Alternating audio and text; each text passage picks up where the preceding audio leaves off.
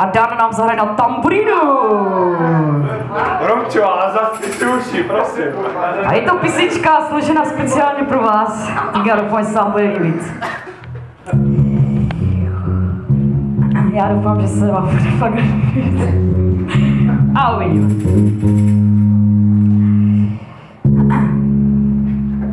Pojď, Kájo, můžem? Pojď, Honzo. To dáš. Soustřed se. Soustřed se, Honzo.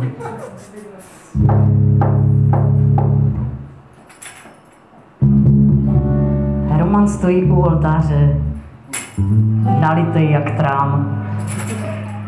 Oddávající na rovinu, tak tohle neoddám. Hančo mu však mile říká, udělej to milost, pane, nebo jak on vystřízlivý, nikdo se nedostane.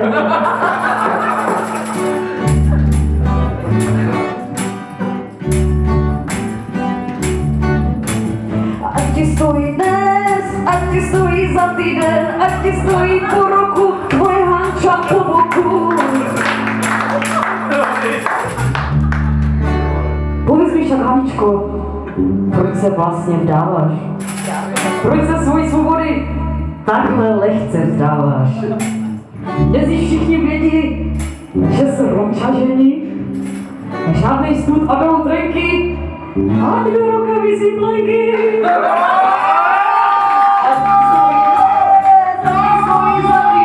Ať ti stojí po boku, tvoje Hanča po boku.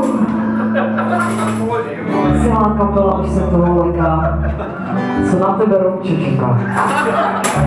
Jak ty budeš, chlapče zlatý, poslouchat jak murovatý.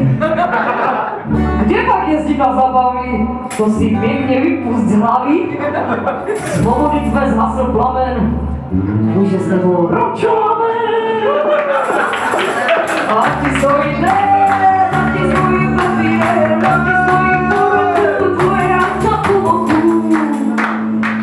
Nebudeš to mít jak dřív, denně vypít vasu piv. Si zvykat budeš na tu módu, sedět doma a pít vodu. Nakup Hance hodně hrnců, ať máš doma zábavu. Až ti bude z velké lásky, mlátit ti o hlavu. A všetci! Ať ti stojí den, ať ti stojí za týden, ať ti stojí po boku, tvoje Hanča po boku. Ať ti stojí den, ať ti stojí za týden, ať ti stojí po roku, tvoje Hanča po boku. Hodně štěstí, málo žalů, po manželském kriminálu.